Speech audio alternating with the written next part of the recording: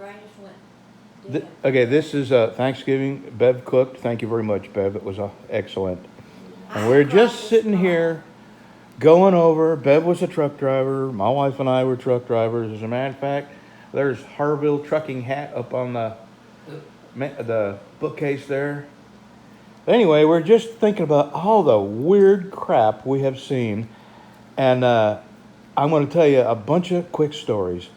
Yesterday, this is the latest one. I was in line at the pharmacy on my motorcycle to pick up some medicine at the window, at the drive-through window. And there's people in front of me and people behind me. And, people waiting their turn. And the car in front of me moves up, gets his medicine, and sign a little paperwork. And while they're doing that, a car pulls up in the parking lot. And a guy gets out of his car and he starts walking towards the drive-through window. Well, I'm thinking, he's not going to go to the window because I'm next in line. So I start pulling up to the window and he walks right in front of my motorcycle and I have to come to a quick stop. And he goes to the window and the lady opens the window, and I don't blame this on them. They have no idea how many people are out there waiting.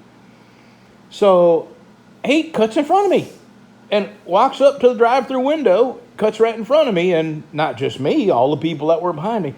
The weird thing is, he drove up there in his car, got out of his car, and then cut in front of the line where people are in their cars waiting their turn. So it took me a few seconds to say something because I'm in complete shock. I'm at a loss for words. And finally, the guy looks at me and I'm staring at him. I think I had my mouth open because really, I don't know what to say. He's about 70, and you notice things about people quickly in those kind of situations. And the man was filthy. His clothes were filthy. He was filthy. I looked at his car. I don't know how he could see out his windows. His windows were so filthy from cigarette film. His car was dirty. So I take all that in and I'm thinking, okay, this guy is not normal. So he sees me staring at him and he stares back at me. And I said, you've got to tell me what makes you think it's okay for you to cut in front of not just me, but all the other people that are waiting in line. And I'm expecting some sort of, go to hell, I live here, or something that makes sense to him. But what does he say? He goes, like that to me. He mocks me. And then I said something, I think I said, you are a goofy MF was what you are. And he'd finished his business, and I pulled forward and got my medicine.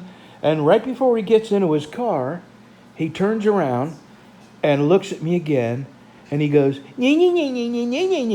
that to me. And I'm not kidding. I thought about it all afternoon, all night last night, and this morning it's the first story I told here. And that's just one weird thing that's happened to me. And years ago, my wife was just talking about this. I was driving down Highway 80 in Houghton, Louisiana. And years ago, they had a little 2 picnic table pull-off rest area on the side of Highway 80, just east of, 159 or 157? Anyway, it's in Princeton.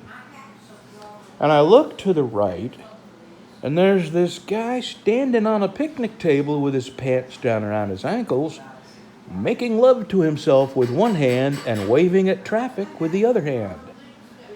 And I almost wrecked. I couldn't believe. I thought my eyes were playing tricks on me.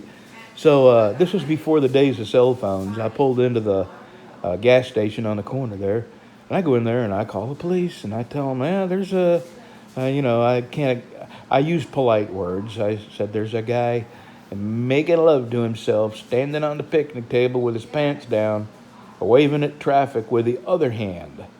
And they were out there within, seconds they were out there. And crazy people. There's more. Just a minute. Okay, here's another one. Also Highway 80, also Houghton, Louisiana.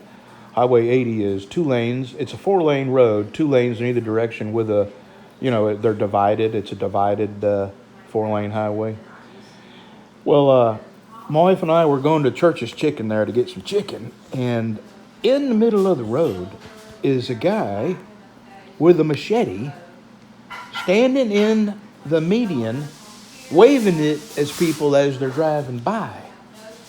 And again, now at that time cell phones were out. I called the police and I told them where he was. He just looks crazy, and he's got a machete, and he's waving at cars as they go by, waving a machete and acting like he's going to chase people down. And there's a couple more, and I don't know how graphic I want to be. Okay, I've decided how I can tell this and be delicate.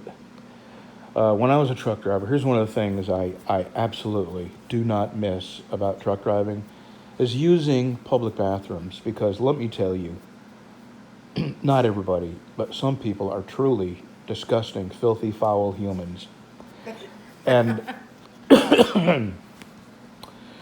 you can imagine what some people go into a bathroom, what business they're fixing to take care of. Well, I opened a stall door, and someone had done artwork on the bathroom stall with what you would go in there to do, okay? And I've just about vomited. So I closed that door and I went into another stall, and I swear to God, somebody had done the same type of artwork on that bathroom stall using the same medium, if you will. So I do not miss trucking at all for no other reason than having to use public bathrooms. If I was watching your video, I would have already clicked. You would have clicked off? Okay. Yeah. Well, okay, now I've told that story. I never have to think about it again. Okay, it's the next morning after Thanksgiving, and since I told you some gross stories, I'm going to finish this video with one final gross story. I don't know why I'm doing this. Okay. In the trucking business, you are sedentary for very, very long periods of time. Even if you're a team, you're especially sedentary because, you drive and then you go to sleep. And then you wake up and then you drive and you go to sleep. I mean, you do this for day after day after day after day. And when you're sleeping, of course, your co-driver, your wife or partner or, total stranger that a company has stuck you with is driving. So when you get out of the seat, and most of the time the truck continues to move while you're sleeping, 99% of the time.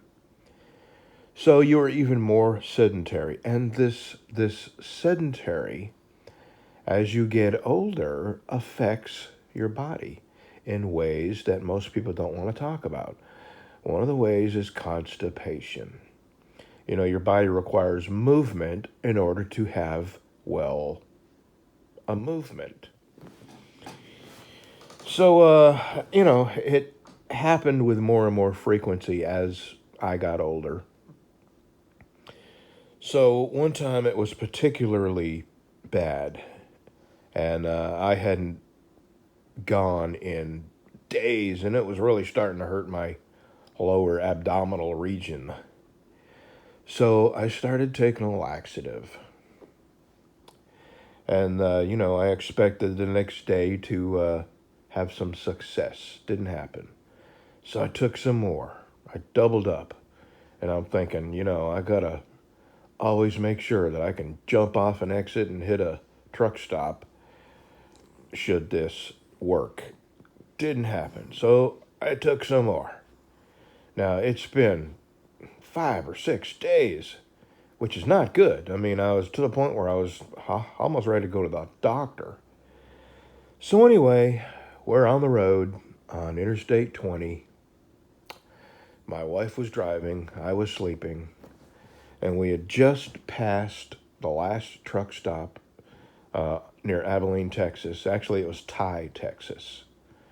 And the next truck stop would be Merkel, Texas. And it hit me. And it hit me, I mean, it was emergency kind of urgency. And I had butt cheeks clenched trying to make it to Merkel. And there's nothing out there. No trees, not a bush, not a bridge with an abutment, not a fender rail, nothing. It's you and the edge of the interstate and a service road that rides completely alongside the interstate is a service road. And nothing, not a bank you could get over, nothing. And I had no choice. It was the choice. Well, actually, I had a choice. The choice was stay in the truck and have this explosion and then buy a new truck, or get out there on the edge of the road and let what happens happen. And that's what I did.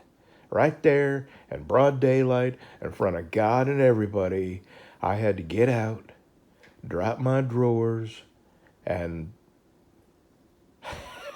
I don't know how to say it, leave a mountain of Brad on the side of the interstate.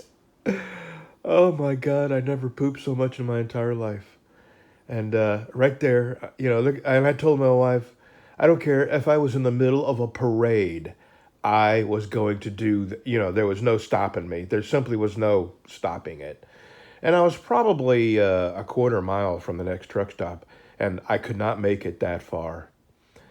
So, yep, back in the mid-2000s, if you were on I-20 and you happened to see a hazmat team, an orange caution tape, and helicopters flying around between Ty and Merkel, that was me.